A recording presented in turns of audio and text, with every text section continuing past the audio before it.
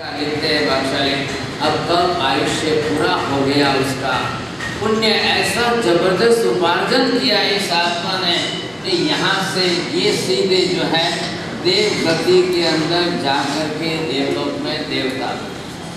अब आप सोचिए, कोई संभावना है जंगल में जाकर जिंदगी भर लकड़ियाँ काट के लकड़ी सिर पर लाकर बेचने वाला लकड़हारा वो कोई सीधा देवलोक में जाए? क्या संभव बोलो। लेकिन कभी ऐसा प्रबल पुण्य उपार्जन हो जाता है और एक नौकार आत्मा को कहां से कहां ले जाए। इधर आयुष्य पूरा होना, इधर 3 दिन तक नौकार का रटन करना, जो भी हो काल की घटना घटी। आज हम लोग हमेशा सोचते हैं कि मृत्यु की अंतिम क्षण तक नौकार तो अब नौकार सुनाने के लिए अंत में भी नौकार तो कैसे देना, प्राण जाए जीव जाए तब अंत में जीव पर नौकार। कम से कम इतना तो होना ही चाहिए। अब ये जीव यहाँ से देवलोक में गया था। अब आप देखेंगे, आपको आश्चर्य लगेगा, अब है तो महावीर की आत्मा है।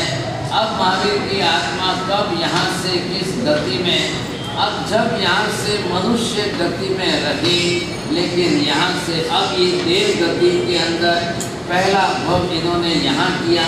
अब ये गए वहाँ पर देव गति में दूसरा भव किया, वर्षों तक रहे, जो भी कुछ किया हो देव बन करके वहाँ भी साधना की। अब मर करके वापस आए, तीसरे भव में यहाँ पर मरीचि बने सा। अब क्या पुण्य, पहले भव के नौकार की साधना की पुण्य देखिए। आदेश्वर भगवान के कुल में आए, भरत चक्रवर्ती के बेटे। चक्रवर्ती का बेटा बनना कोई कम पुण्य है क्या? तीर्थंकर के पोता, इनके पौत्र के रूप में जन्म लेना, ये कोई पुण्य कम है? सब सोचिए। अब ये जब यहाँ पर आए हैं और इस कक्षा में इस प्रकार से जब ये अपनी तरफ से बने हैं, आप ये सोचो कि इस प्रकार से इनका प्रबल पुण्य है। भगवान आदेश्वर दादा ने 83 लाख पूर्व का संसार बिता करके दीक्षा लेने के लिए तैयार। अब उनके साथ साथ में मरीचि ने भी दीक्षा ली। आदेश्वर भगवान कितना आदि दीक्षा ली थी? 4000 के साथ दीक्षा ली। उस समय एक मरीचि भी ऐसा। अब जब मरीचि भी पोते के रूप में थे, लेकिन साथ में दीक्षा ली हुई है, साधु जीवन के अंदर आए, विरक्त वैरागी आत्मा है और ऐसी स्थिति के अंदर रोज भगवान के साथ विहार कर रहे, रोज भगवान के समस्त में बैठकर देखना सुन रहे, सब कुछ होते हुए भी आखिर क्या मालूम क्या हुआ।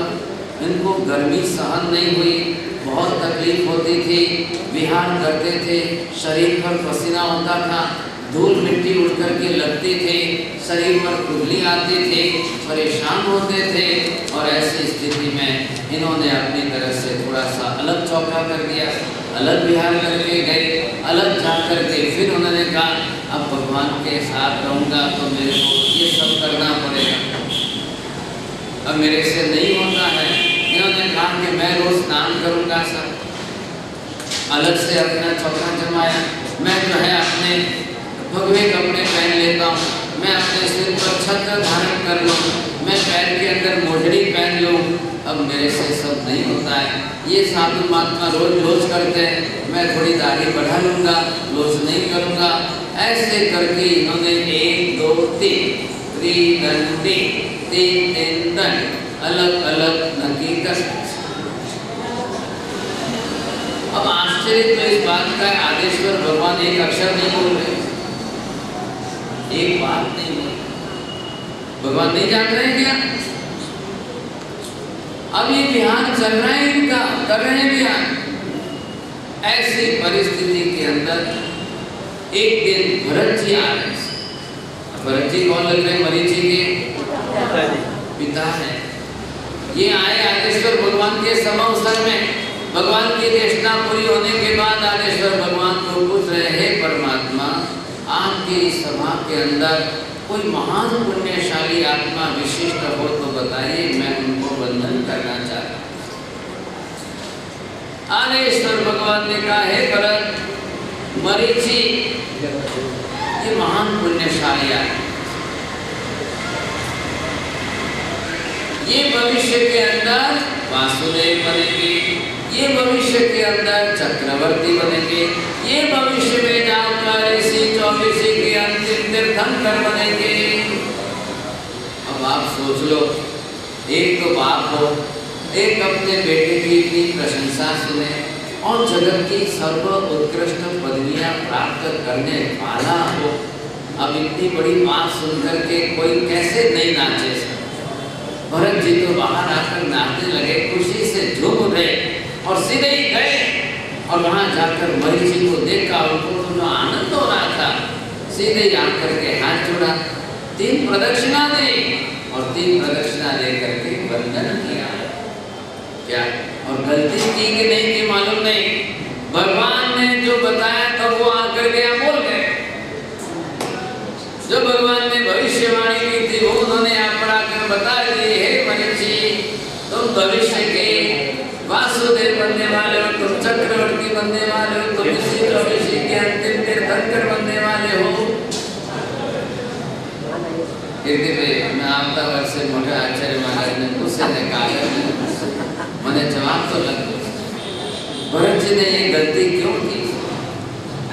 अगर भरत जी ने ये गलती नहीं की होती तो बात ही अलग बनती।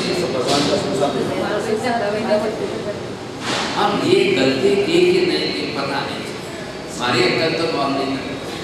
तीर्थंकर का तो 24 तीर्थंकर तो निश्चित थी और उनका संसार बढ़ना भी निश्चित ही था। फर्क से संबंध निश्चित। अब ऐसी स्थिति के अंदर अब मैंने तो उनको विनती किया, आचार्य महाराज को कुछ नहीं, तो आपने जल्दी जवाब दे दिया। अब ये जवाब भी सही है, ये भी दूसरा पत्र लिखना, आप भी पूछा के मंगाना। अब बात ऐसी है, जो घटना है घटी, जो काल बनना है बना। जैसे ही मरीचि यहाँ भरत जी वंदन करके बाहर निकले, अब भरत मरीचि अपने सिंहासन से खड़े, मैं तीर्थंकर का पौत्र हूँ, मैं चक्रवर्ती का बेटा हूँ। अरे आज वर्तमान में मेरी पदवी देखो और भविष्य में मैं वासुदेव बनूंगा, चक्रवर्ती बनूंगा, मैं तीर्थंकर बनूंगा। अहो कुलम करके वो तो नाचने लग गए। अब ऐसे नाचने पर अच्छा उन्होंने क्या गलती की? मैं आपसे पूछता हूँ, बोलो सर, उन्होंने गलती क्या? सच्चाई तो है, भगवान ने कहा और वही सच्चाई है, तो फिर गलती क्या की? सीधी बात है सर। अभी मैं बोलूं भंडारी जी को कि कल ये प्राइम मिनिस्टर बन रहे तो नासरा कोई गलत है? क्या गलती? आदेश्वर भगवान ने कहा है और भगवान के वचन पर विश्वास है, अटल है।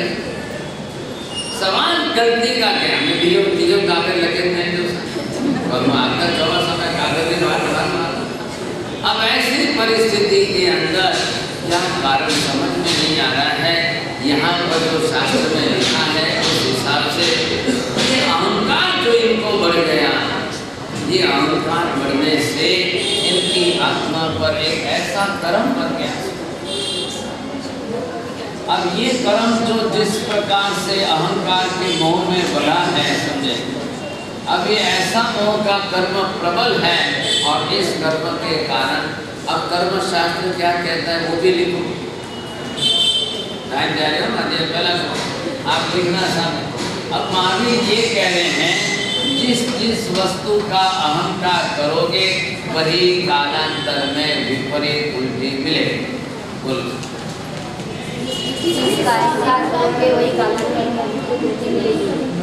आज आपने किस किस वस्तु का अहंकार किया है? आप जैसे स्त्रियों के लिए माजे जांचो थोड़ी बार। अब अगर आपने ये देखो रूप का अभिमान किया है, कई महिलाएं अपने रूप रंग का अहंकार अभिमान करती है, ऐसा मेरे जैसे सुंदर कोई नहीं। अब आपको समझ समझ लेना चाहिए, अगले भर में आप जो है कुरूप हो जाए। अगर हमारे में से किसी ने ज्ञान का अहंकार किया है तो अगले जन्म में बिल्कुल अल्पज्ञ अज्ञानी बन जाएंगे। अगर किसी ने अपनी शक्ति का बहुमान किया है तो अभिमान किया है तो वो अशक्त कमजोर बनेंगे। अगर किसी ने अपने कुल का अभिमान किया है तो क्या होगा? अगर किसी ने अपनी जाति का अभिमान किया तो उसका क्या होगा? अगर किसी ने अपनी धन संपत्ति का अहंकार किया तो क्या होगा?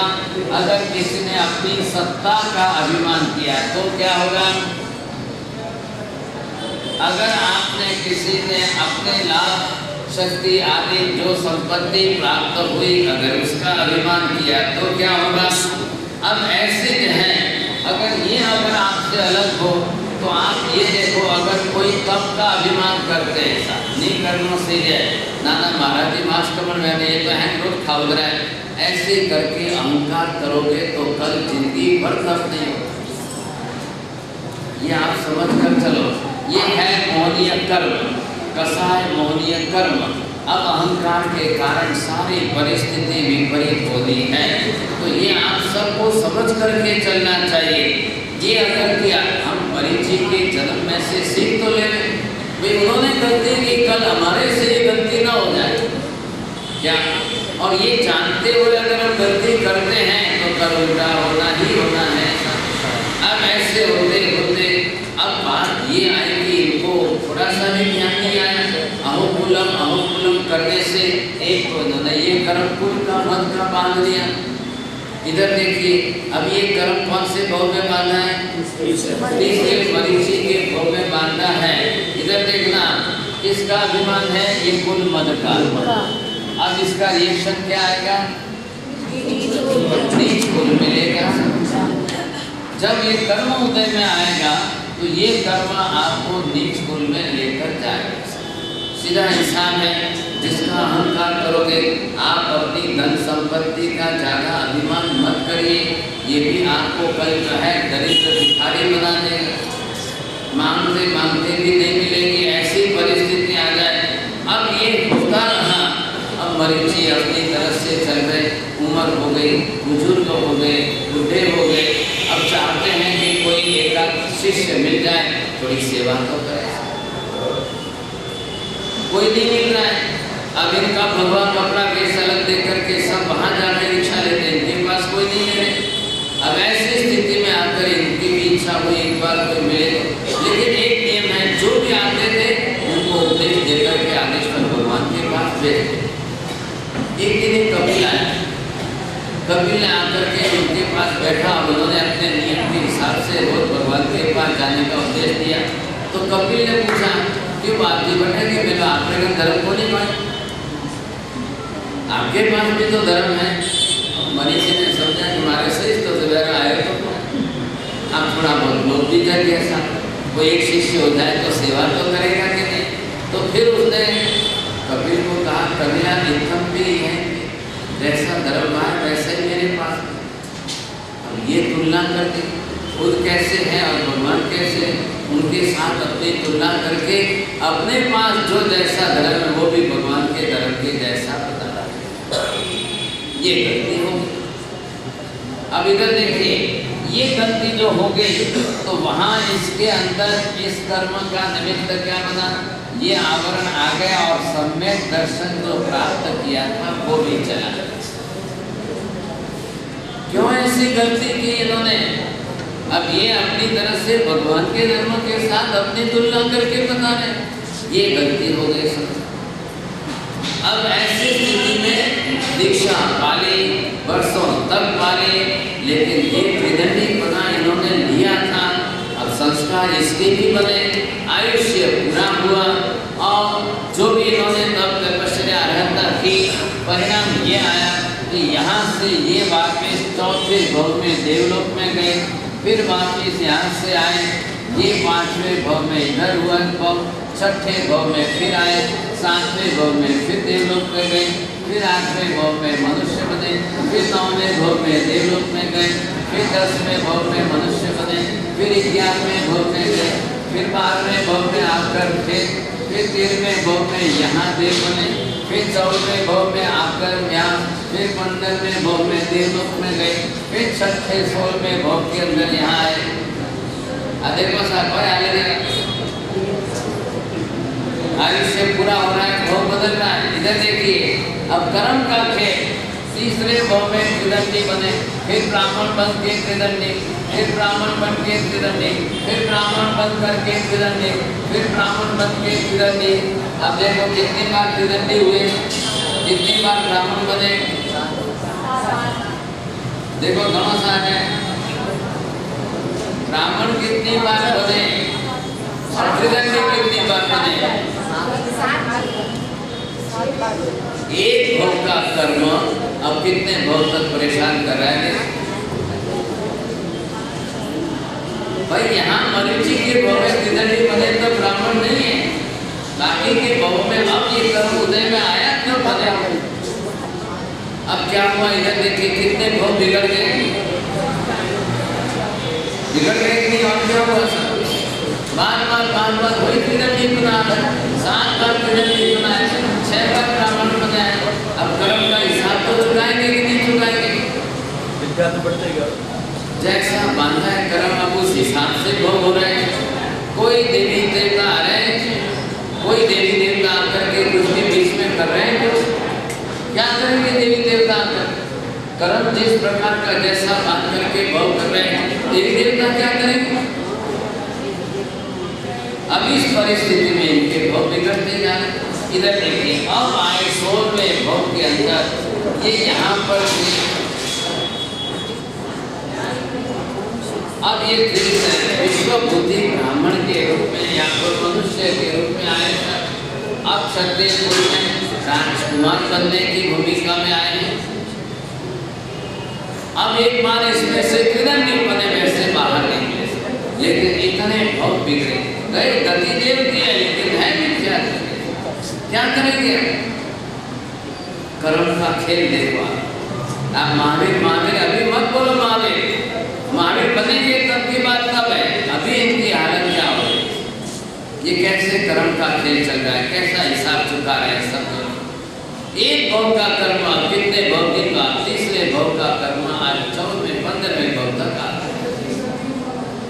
वही संस्कार आ रहे हैं वापस। ऐसी स्थिति के अंदर अब ये सब जगह पर जिस देवलोक में गए, वहाँ के एक देवलोक का नाम, उनका आयुष्य सब कुछ यहाँ पर लिखा है। और वो टोटल करने जाओ, अब 10 लोग 10 सागरों की स्थिति वाले देव बने, वहाँ से 80 लाख पूर्व के आयुष्य वाले कौशिक नाम के ब्राह्मण बने, वहाँ से 72 लाख पूर्व के आयुष्य वाले पुष्प नाम के देव बने, वहाँ से जो है मध्यम स्थिति वाले देव, फिर वहाँ से 8वें भव में चैतन्य ग्रह में 60 लाख पूर्व के आयुष्य, फिर वहाँ से मध्यम स्थिति वाले देव, फिर वहाँ से नीचे अब 56 लाख पूर्व के आयुष्य वाले अग्निबुद्धि ब्राह्मण हुए, फिर वहाँ पे जो है 44 लाख पूर्व आयुष्य वाले। अब ये जो है इनकी जो स्थिति चले इतनी बड़ी भारी चली है, सब कल्पना के बाहर है। सारा आयुष्य टोटल करते जाओ, अब आपको पता है बड़े आयुष्य वाले भव हुए, अब करना कैसा। अब ऐसी स्थिति में वहां से चलकर ये संसार चक्र में परिक्रमण। इधर देखिए, अब यहाँ से निकल करके वापिस जो है वहाँ से ये यहाँ से 15वें भव से नीचे गिरकर अब ऐसे अब ये भव अपने जहाँ जिस तरह से किए अब यहाँ आए। अब ये तो सब गिरने का बैठा, कहाँ गिरने बैठा, कितने गिरो समझे। ऐसे करते हुए 16वें भव में राजेगृह नगरी के अंदर विशाल बुद्धि नाम से एक युवराज बने हैं। नागरी नाम की भार्या की खुशी से इनका जन्म हुआ है। 1 करोड़ वर्ष का आयुष्य सब बड़े 1 करोड़ वर्ष का इनका आयुष्य है। साहब विश्व बुद्धि नाम रखा है। आज क्षत्रिय में वापिस आए हैं।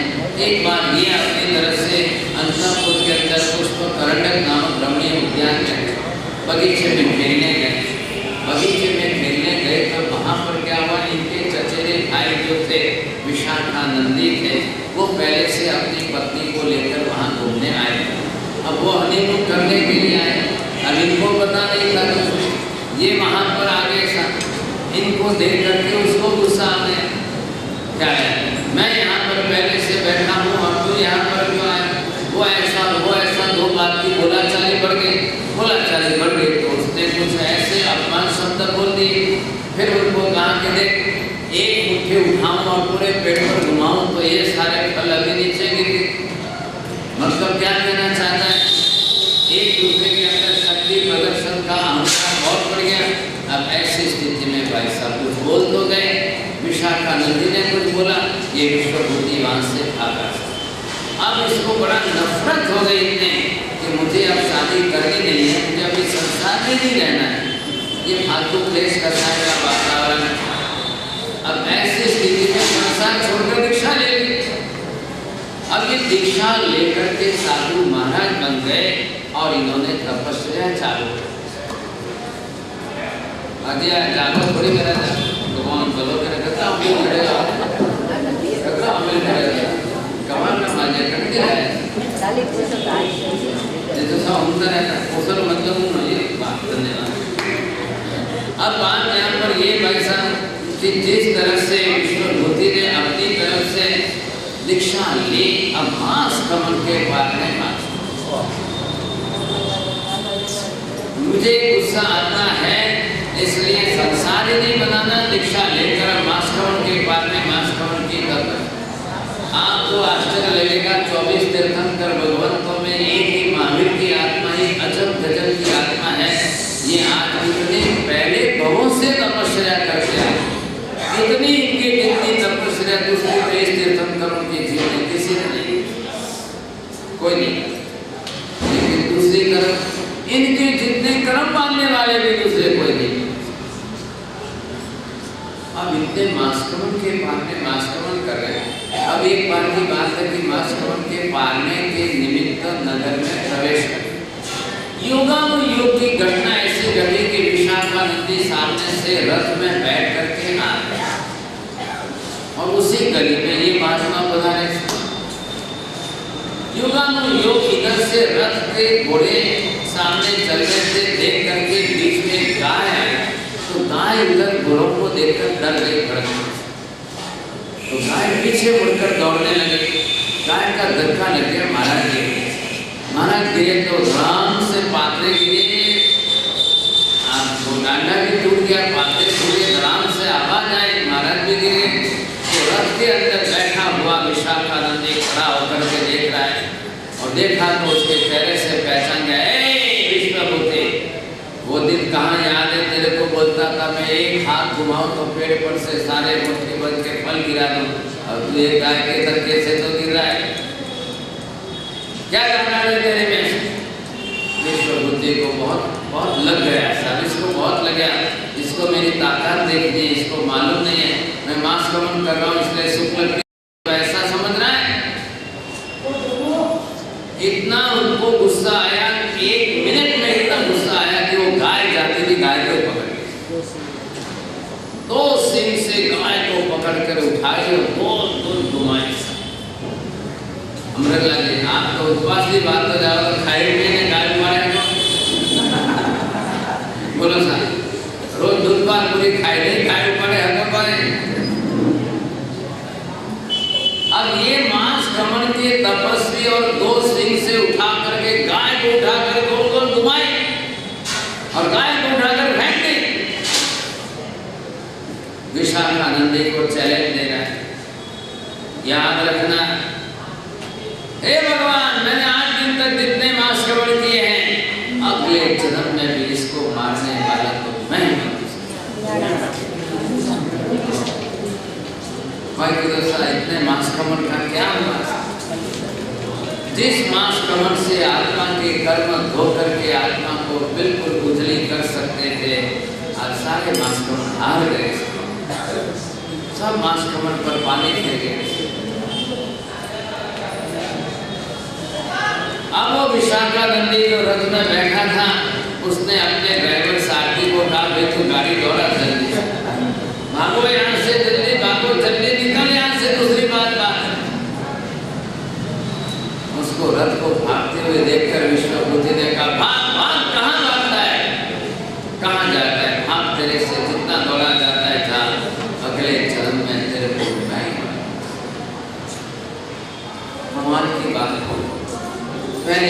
गलतियां थी, तीसरे भोग में गलती की, आज आकर के वापिस 16वें भोग के अंदर ये गलती हो गई। एक तरफ धर्म मिल गया, दीक्षा ले ली, साधु बन गए, तपस्वी बन गए, मास गमन करते थे, लेकिन कर्म भारी। ठीक है, चलो भाई इधर देखिए। अब इनके पास क्या था, एक तो इनके पास कप अच्छा काफी ज्यादा था, ये फिर वापस यहाँ आकर के अब देवलोक में तो चले तो गए, देवता तो बन गए साथ, अब देवलोक में और वहाँ का क्या देखना है, वहाँ तो सुख मौत भोगतना है। अब सुख आदि सब भोगत करके फिर वापस आए साथ। अब यहाँ आपका ये 18वें भोग के अंदर त्रिप्रष्ट वासुदेव बने। चलो इतने वास्तव किए थे तो वो शक्ति कहाँ जाएगी, अब सारी ताकत। आज त्रिप्रष्ट की कक्षा के वासुदेव बने, वो तत्पुर नगर के प्रजापति राजा के पुत्र है। अब इनके पास धन संपत्ति डिग्री काफी अपार है।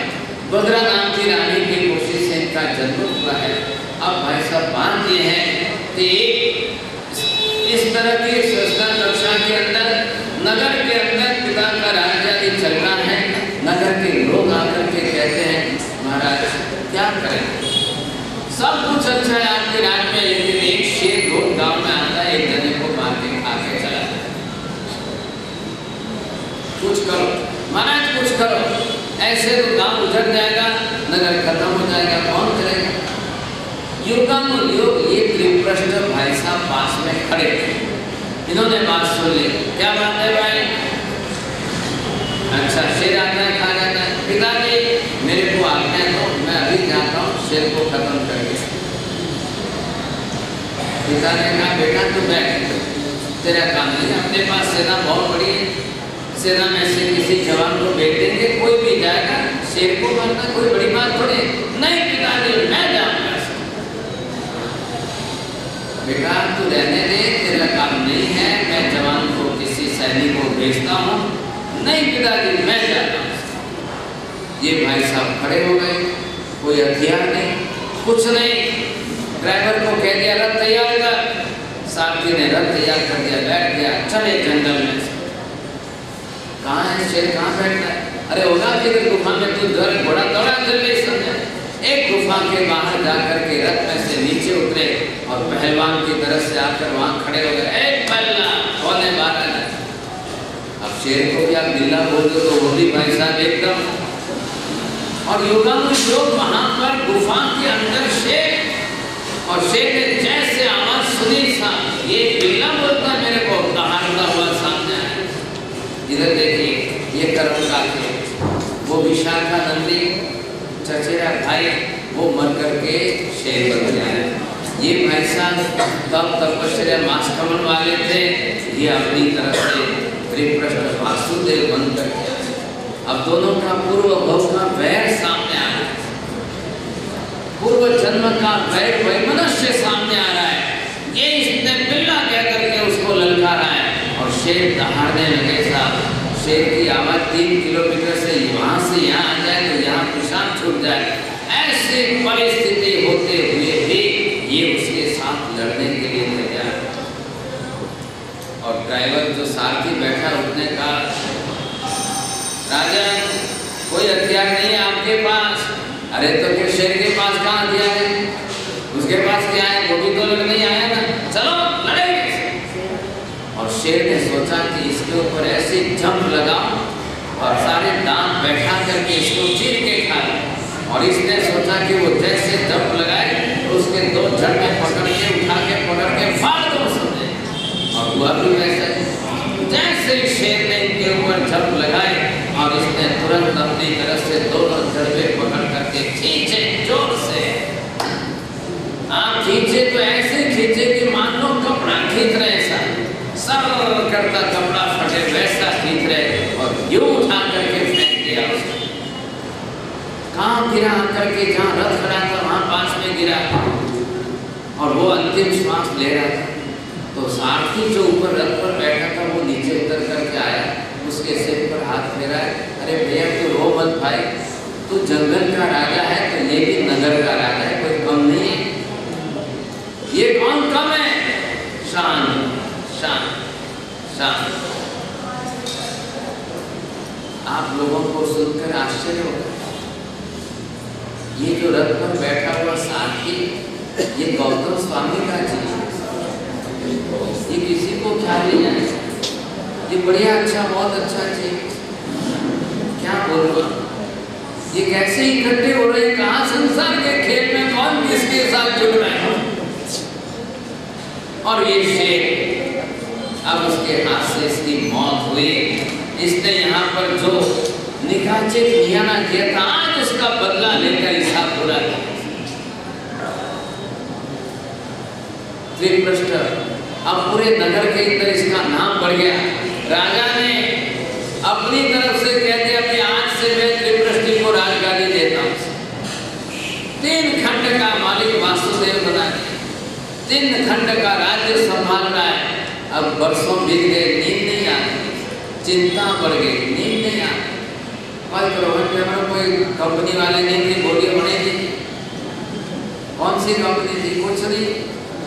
उस समय उसने नींद के लिए कोई उपाय किए, एक म्यूजिकल पार्टी को बुलाई और म्यूजिकल पार्टी को कहा कि भाई जस्ट एकदम लाइट सॉन्ग बजा, एकदम धीमे स्वर से, जब मेरे को नींद आ जाए तो बंद कर देना। और उसने अपने 5-4 बॉडीगार्ड्स ला करके पलंग के चारों तरफ खड़े कर दिए। वो अपनी तरफ से बजाते रहे।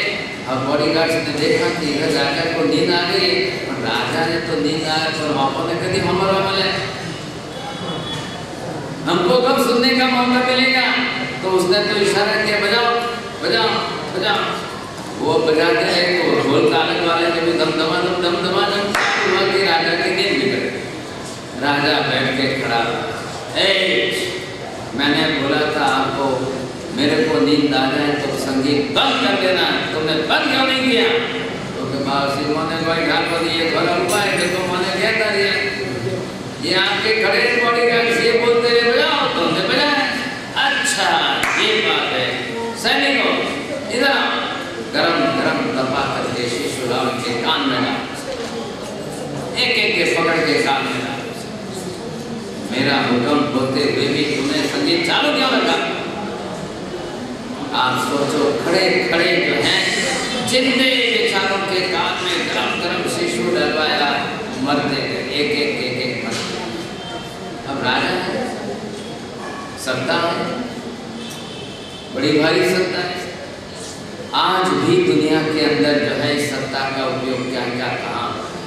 आज भी आप गल्फ कंट्री में करे जाओ तलवार से लगातार, और आज ये आतंकवादी तो कैसा आतंक बना है। ये सब नरकगामी चीज है, नरक में जाने वाले चीज। ऐसी परिस्थिति के अंदर ये त्रिप्रष्ट वासुदेव ने अपने जीवन काल के अंदर न करने के ऐसे पाप कर्म न करने, ऐसे ऐसे पाप कर्म किए। अब इसका परिणाम ये आया, कोई न जाए, 24 तीर्थंकर में से कोई नहीं गए, और ये अकेले भाई साहब यहाँ से गिरकर एकदम नीचे 7वीं नरक में, 7वीं नरक में। अब 7वीं नरक में भी वहां पर भी लास्ट कक्षा का 33 सागरों का है। अब आप सोच लो बादशाह, उस जमाने में अब क्या पाप किया है, कितना पाप किया है, इनके पाप का हिसाब गिन लो, वो कितना होता है। और आज के हिसाब देखो, जब एटम बम फेंकते, न्यूक्लियर बम फेंकेंगे, क्या कल्पना बाहर की बात। 7वीं नरक कक्षा, 33 सागरों, एक सागरों पर बरोबर कितने? असंख्य वर्ष। अब असंख्य गुणा 33, 33 बार असंख्य का गुणाकार करो। जिस 7वीं नरक में कभी आप जिंदगी में अपनी आंखों से अपनी अंगुली नहीं देख सकते हो, नाखून नहीं देख सकते हो, ऐसी 7वीं नरक में 33 सागरों पर उनका कार्य।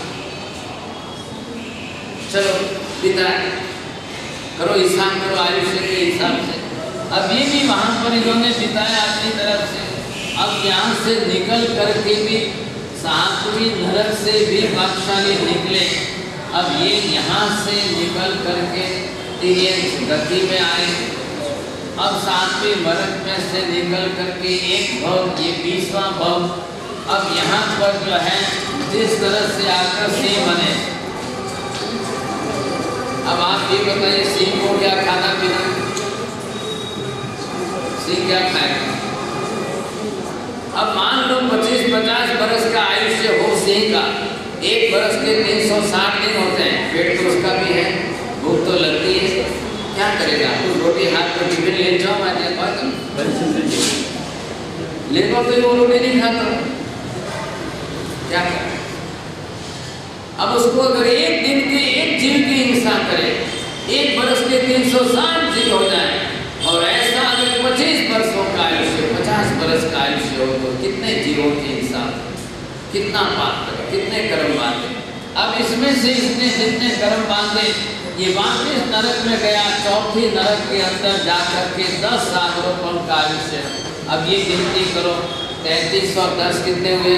43 सागरों तो खाली नरक का काल। आगे आप बोल दो, हमें बड़ा बदले आप ही चालू। अब ये जो है इस तरह से 2 बार नरक में गए। सुनिए ध्यान से, पार्श्वनाथ भगवान अपने 10 भव में एक बार भी नरक में नहीं गए। नागेश्वर भगवान अपने 13 भव में एक बार भी नरक में नहीं गए। शांतिनाथ भगवान अपने 12 भव में एक बार भी नरक में नहीं गए। नेमिनाथ भगवान तो 2 गति के सिवाय तीसरी गति में नहीं। आदेश्वर भगवान देव मनुष्य की 2 गति के सिवाय तीसरी गति में ही नहीं गए। पार्श्वनाथ भगवान का एक भव 3 गति में जरूर हुआ, लेकिन हाथी का, तो हाथी तो अहिंसक प्राणी, हाथी किसी को मार के नहीं खाएगा, वो तो घास खा के जीजेगा।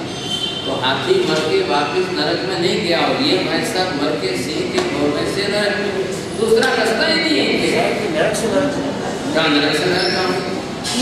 बीच में फिगर देखो ना, फिरे बसे सिंह बनने के बाद। अब ये हालत जो इनकी हुई, ये 3 भव, अब क्या गिनती करो आप? खाली आयुष्य का काली गिनती करने के लिए बचाए, और क्या बचाए? क्या? अब इधर देखिए आप ध्यान से, अब यहाँ से ये नरक में से निकलेंगे यहाँ से। अब ये कौन सा है? 21वां भव है। अब यहाँ से निकल करके ये फिर घूमते फिरते ऐसे ऐसे ऐसे घूमते फिरते वापिस आए। अब ये 22वां भव इन्होंने किया विमल राजकुमार का। वापिस यहाँ तक पहुँचे, बड़ी मुश्किल से मनुष्य गति में आए, फिर विमल राजकुमार बने। अब इनके पास इस समय आयुष्य काफी लंबा चौड़ा है, और इसमें इन्होंने जो है कई भवों के बाद आकर के शुभ कर्म उपार्जन किया। अब वहाँ पर इन्होंने जो भी पुण्य आदि किया, फिर वापिस दोबारा 23वां भव अब इन्होंने फिर जो है मनुष्य का लिया। अब ये मिश्र नाम के चक्रवर्ती बने। अब इधर देखिए, अब थोड़ी इनकी अक्कल ठिकाने आए। अब अक्कल ठिकाने आए, अब कोई पाप नहीं किया, अब सब रास्ते बंद कर दिए और दीक्षा ले ली। आपको आश्चर्य होगा कि दीक्षा लेकर इन्होंने अपनी तरह से, वैसे उस समय काल में इनका 84 लाख पूर्व का आयुष्य था, सब बड़े बड़े भव हो रहे था। अब इसमें से इन्होंने कुटिलाचार्य के पास दीक्षा ली, 1 करोड़ बरस तक तो दीक्षा दीक्षा भी 1 करोड़ बरस तक वाली सोची आयुष्य के हिसाब से। अब ये यहाँ से 1 करोड़ बरस की दीक्षा के बाद 24वें भव में जो है देवलोक के अंदर गए, देवता बने। आगे हिसाब कर दो, क्षत्रिय वगन देवलोक में किया, क्षत्रिय वगन कर्ण भव में किया, हिसाब कर दो। अब ये यहाँ से उतर करके यहाँ आए, 25वें भव में नंदन राजर्षि बने। साहब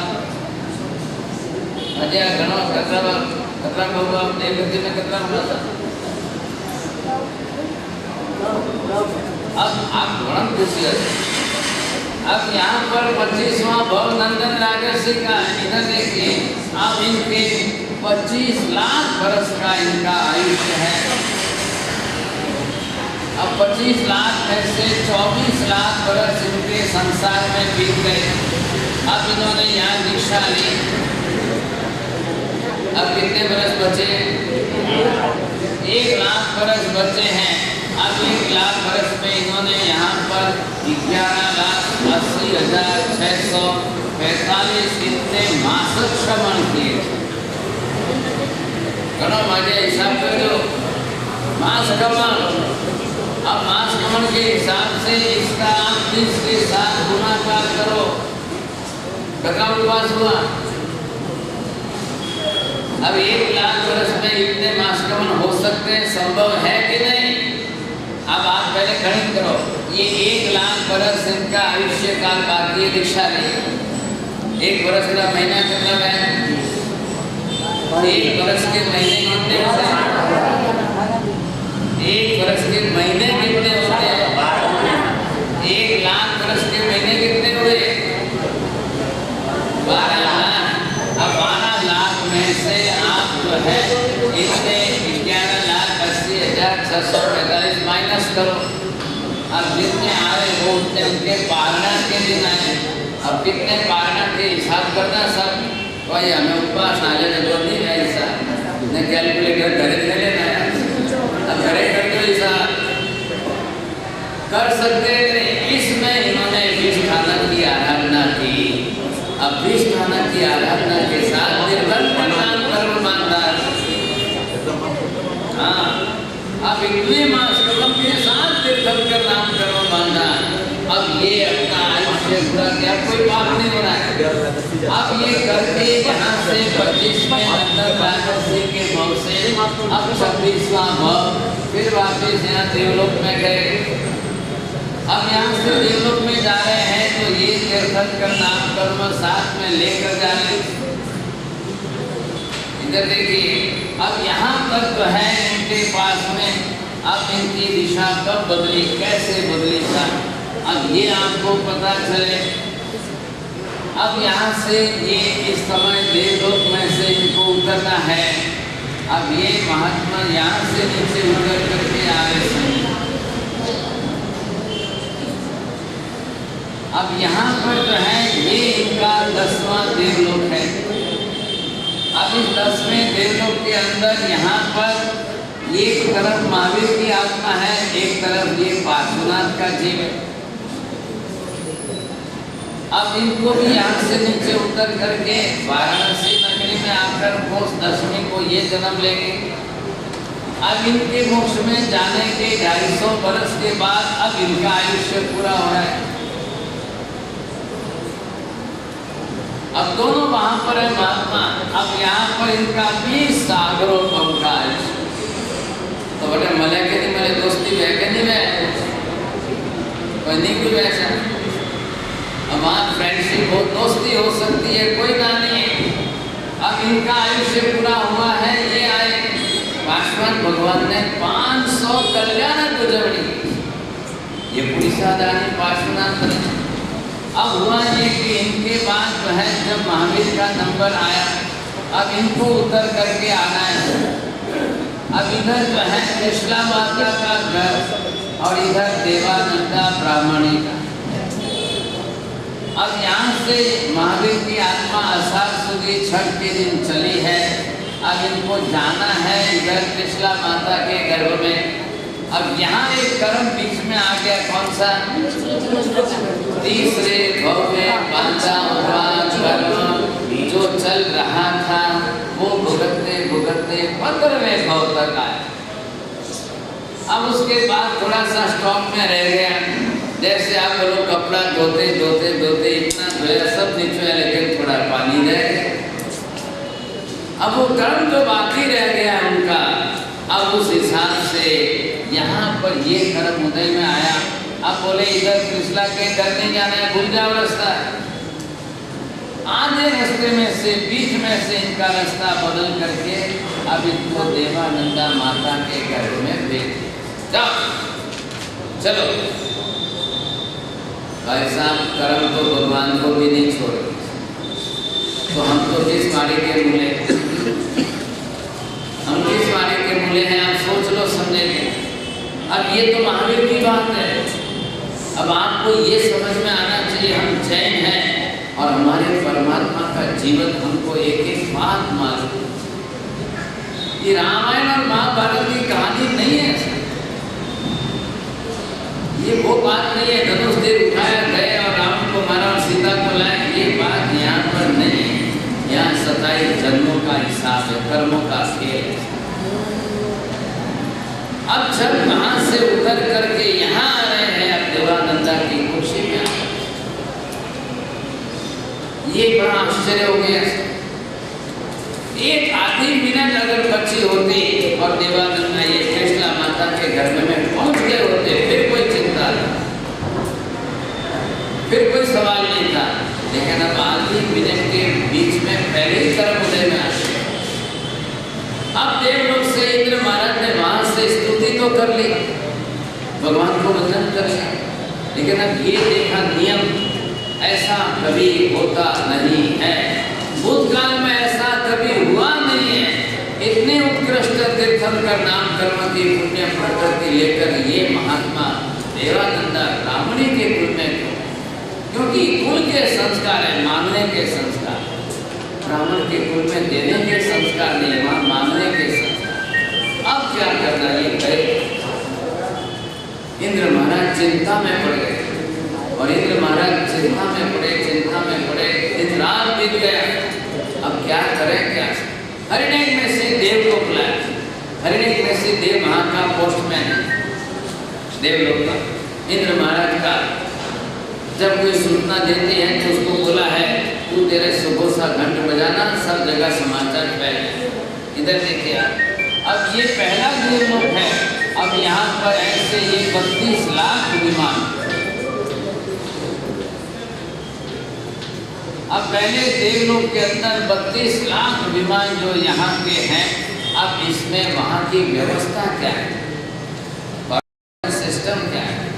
आप इधर की आपकी व्यवस्था सारी देखेंगे तो एक सुगोसा घंट है और वो भी बड़ी लंबी योजनाओं का है। एक बार घंट बजा करके सब देवलोक के देवताओं को संदेश देता है। सुगोस आदे घंट नादे घोष नासुर में करे सभी देव देवा। अब ये वहाँ की सूचना प्रणाली है, पैसा टेलीफोन सिस्टम है वहाँ। अब ये यहाँ पर इनको करना है काम। अब हरिणेक नसी देव को बुलाया, भैया देखिए काम बहुत भारी काम। अब ये भगवान तो यहाँ देवानंदा के घर में गए, इनका धर्म बाकी है। अब वो जो नीच गोत्र कर्म 15वें भाव तक आया था, उसमें से मात्र 82 दिन का बचा, और 15वें भाव के बाद वो उदय में नहीं आया। आप इधर देखिए क्या, अब देवानंदा माता के गर्भ में भगवान 82 दिन रहेंगे, ये कर्म का फल भुगतना है। तो क्या हुआ, सब च्यवन कहाँ हुआ, जन्म कहाँ होगा। अब ये फर्क दुनिया में किसी को कभी नहीं, कहीं नहीं हुआ, कभी नहीं। ये कैसे हो सकता है,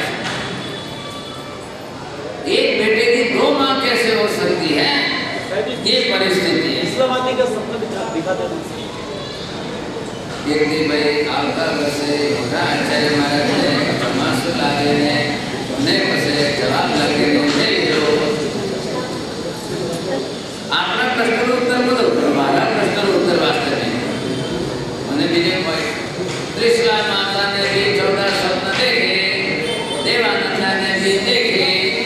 जब भगवान देवानंदा के गर्भ में आए तब सात सुदी छठ के दिन देवानंदा माता ने 14 स्वप्न देखे, और 82 दिन पूरा होने के बाद 83वें दिन में कृष्णा माता के गर्भ में आए तब 83वें दिन में कृष्णा माता ने 14 स्वप्न देखे। जब मैंने उत्तर आए तो जैसे तो 1 सेकंड में दो, और मैंने नहीं आया महाराष्ट्र में आपने किया, मैं आपका वर्ष से आप कागज लगे थे, अब भागशाली हुआ ये। अब यहाँ पर 82 दिन का काल बीत रहा है और इंद्र महाराज कुछ भी नहीं कर रहा। सुनिए मेरी बात ध्यान से, जो इंद्र 83 दिन में कर सकते हैं, 83वें दिन में कर सकता है, वो उसने पहले क्यों नहीं की, पहले दिन क्यों नहीं की, दूसरे दिन क्यों नहीं की।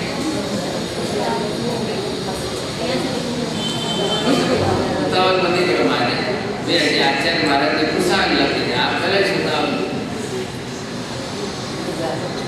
अब आपको ये सोच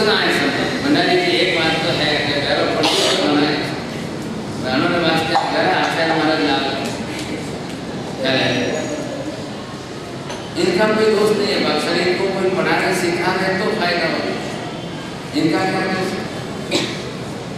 अब ऐसी परिस्थिति में इंद्र महाराज कुछ भी नहीं कर रहे।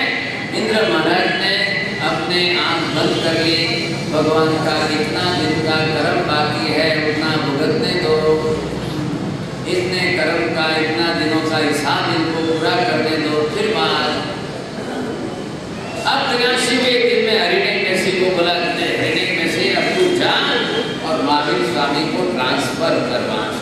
हरिणेक मेसी के बाद से मुझे कोई गायनेकोलॉजिस्ट समझो भाई मतलब मुँह फिर निकल करो आगे दिन है काम।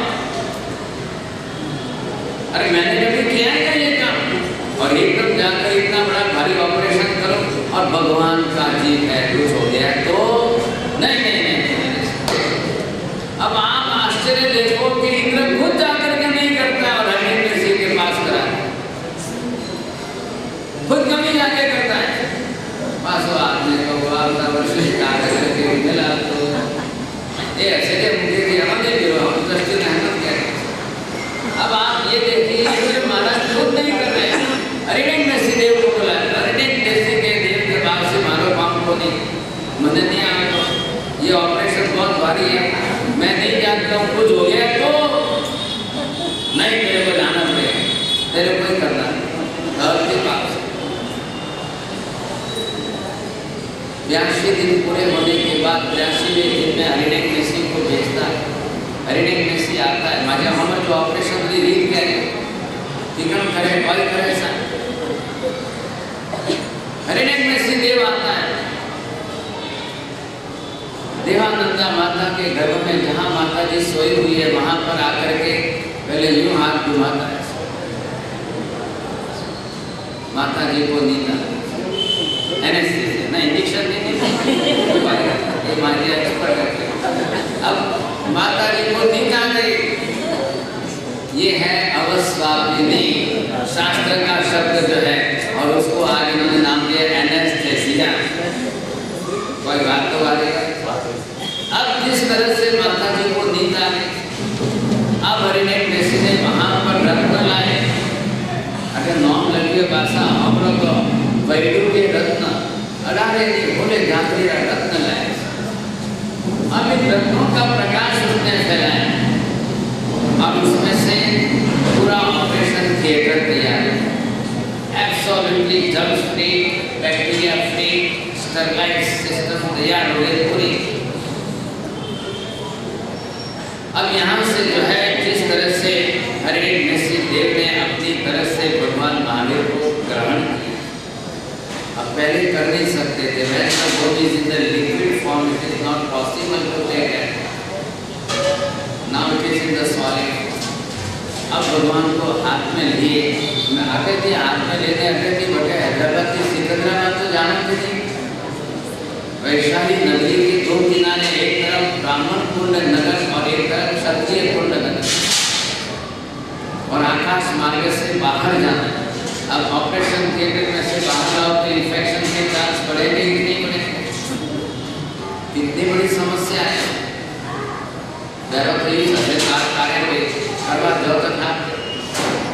अब ये बाहर लेकर के निकले ऑपरेशन थिएटर के बाहर से और सीधे क्षत्रिय कुंड नगर में आए। अब वहां पर आए तो हरिणेक मेसी देव चक्कर खा गए। कृष्णा माता के गर्भ में एक कन्या का जीव। बाप रे, अब क्या करना? अब दो हाथ में इधर तो भगवान है, भगवान को रखना जमीन पर तो रख नहीं सकते। और बोलो एक्सपर्ट ठीक है ना। अब ऐसी परिस्थिति में बड़ी विकट समस्या हो गई, लेकिन ये है देव, देवों के पास दैवी वैद्य शक्ति की विशेषता। अब वहां पर भी आकर के यूं माता जी को हाथ घुमाया, इनको भी नींद आ गई, पलंग पर सो गए। राजा ने अभी कोई नहीं, और उस समय वैद्य रत्न से उन्होंने भी प्रयोग किया। एक हाथ में कन्या का गर्भ निकाला, दूसरे हाथ से जो है भगवान का गर्भ स्थापन किया। फिर वापिस रत्नादि के प्रकाश का फरेरा, एक के बाद दूसरे रत्न बदले, फिर वहां से कन्या का गर्भ लेकर के वापिस देवानंदा के घर गए। फिर देवानंदा माता को वापिस जो है कन्या का गर्भ उनके पेट में स्थापन किया।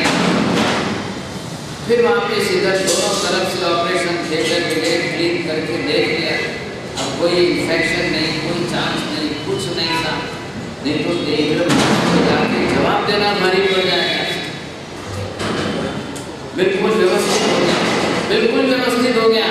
अब जो है अनेक में से देवलोक में जाकर इंद्र महाराज को आज्ञा से कहता है, महाराज आपकी आज्ञा के मुताबिक काम करके आए। उसको बैठा रहे, एकदम खड़ा रहे, चुप।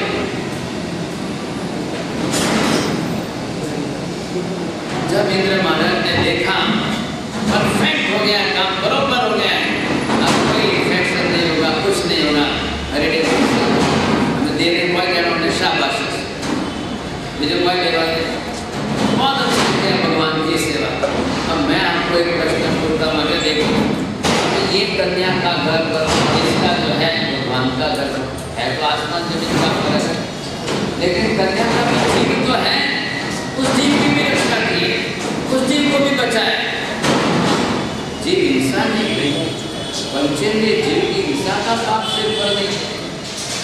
सवाल ये है, ये इन दोनों के बीच में क्या कर्म और खेल है, हमें वो हम कोई तो रहना चाहिए। अब ये दोनों जो है पिछले जन्म में एक घर के अंदर दोनों देरानी जेठानी, हमें कहना है घर में देरानी जेठानी ने बड़ी जाए, हाथ ऊपर करो, माजे ईमानदार है ऐसा। और एक बीजा कोई आप तो उनमें रोना हाथ ऊपर कर नहीं पाए, ये मार गया होगा है कोई था। चलो मैं फिर खाना में एक श्राविका है, उन्होंने देरानी जेठानी ने इसमें कोई जरूरत कदे बहुत धन्यवाद आपने हाथ। अब ये देरानी जेठानी ऐसे थे कि इनके दो के झगड़े रोज के,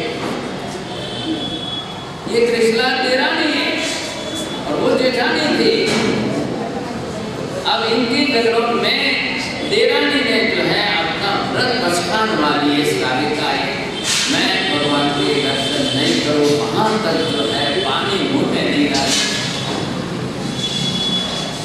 अब वो जेठानी हुक्म करा के दिन भर काम, रसोई कर, पोछा लगा, कपड़ा धो, झाड़ू कर, ये कर, वो कर, 12-1 बजे तक भी उसको क्लीनिंग करे, वो मंदिर जाए कैसे, दर्शन करे कैसे और मुंह में पानी डाले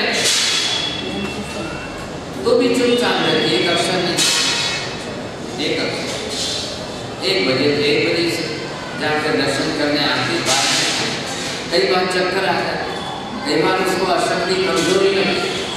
अब उसने एक छोटी सी प्रतिमा रखी घर में, एक छोटी सी प्रतिमा रख करके वो दर्शन कर लेती।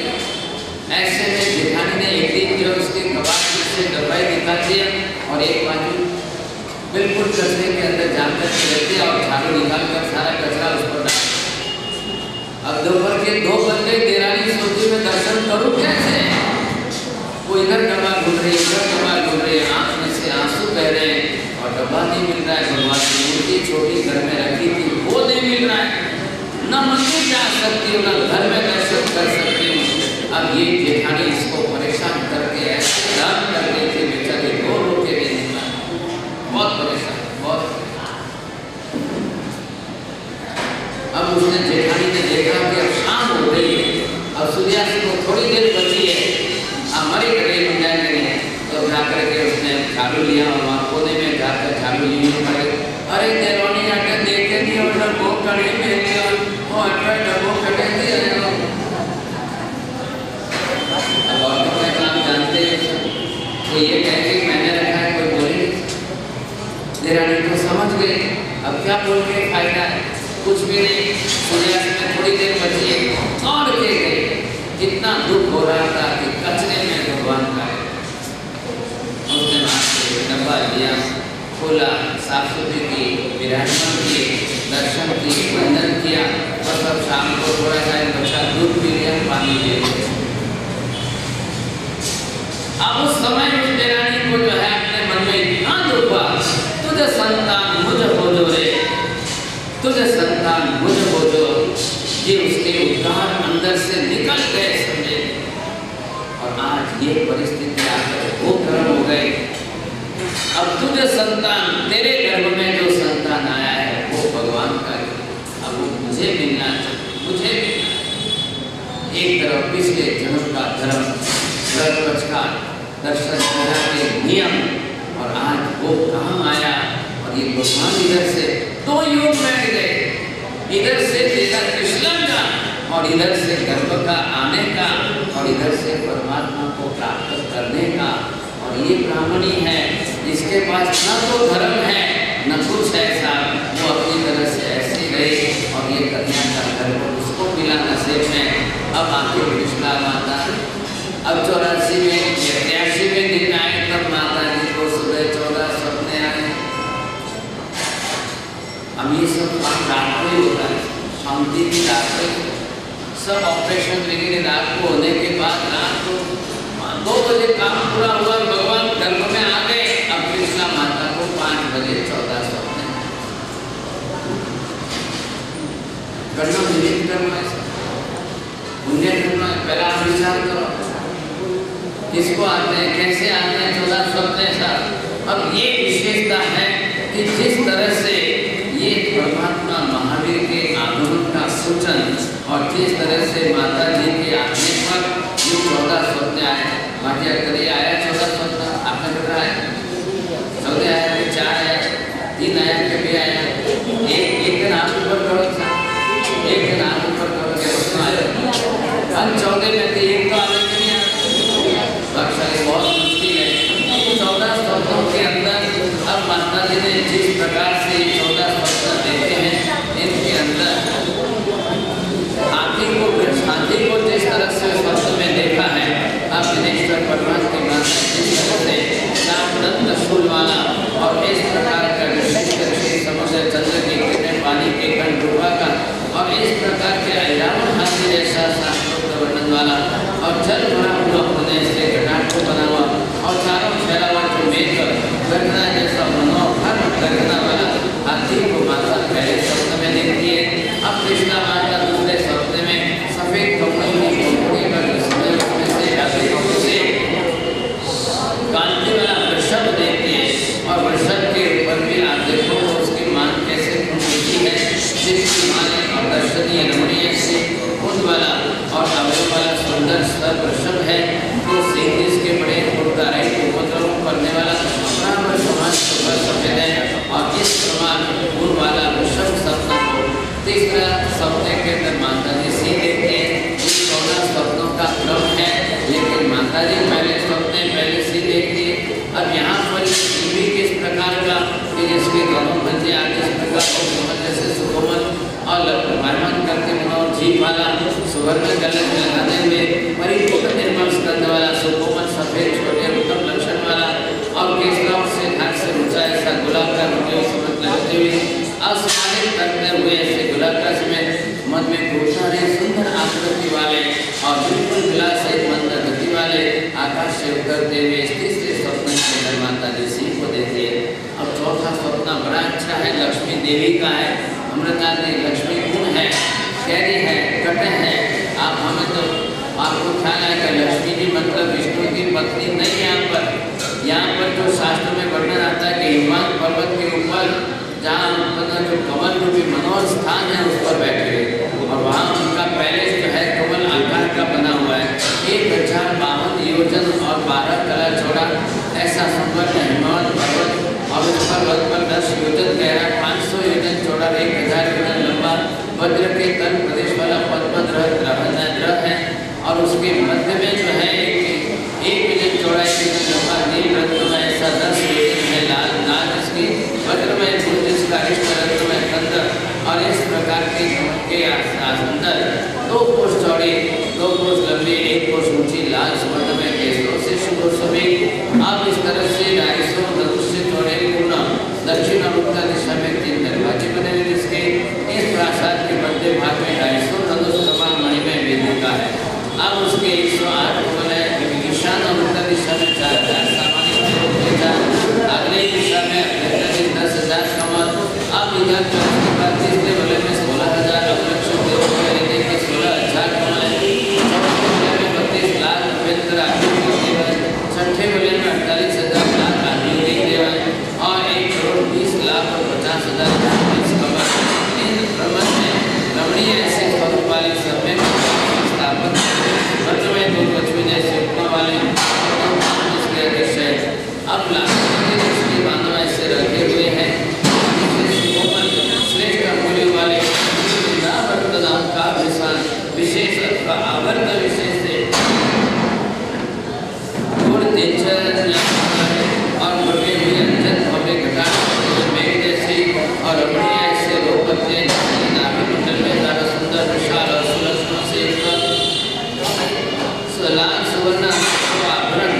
आभूषण प्रकार से सुशोभित है। मस्तक प्रमुख अंकल अंगुली प्रमुख हाथ इसके ऐसे मोती आदि के हाथ और मचकुंद में की माला से व्याप्त देवी विमान सुवर्ण और कलश जैसे कठोर करते और इस प्रकार से सुशोभित वर्णमाला के द्वारा सुशोभित कंठ में पहना हुआ रत्नमय धागा उससे सुशोभित अब लक्ष्मी देवी अब अपनी उल्लासित शोभा से युक्त है कांति जिसमें ऐसे प्रकाश की दीप्ति से उनमें से मकरंद होता है। ऐसे लक्ष्मी देवी ने कमल ग्रहण किए हुए उन कमलों में से मकरंद के बिंदु नमक रहे। लक्ष्मी देवी जिस तरह से लेने के लिए सुशोभित सम्यक प्रकार से अलग अलग देश वाली श्याम वाली सरल अर्थात वाली अब ऐसी भगवान की लंबी व समुद्र के द्वारा अभिषेक कराते हुए लक्ष्मी माता को चौथे स्तोत्र में माता जी देखती है। इस प्रकार के ये अलग अलग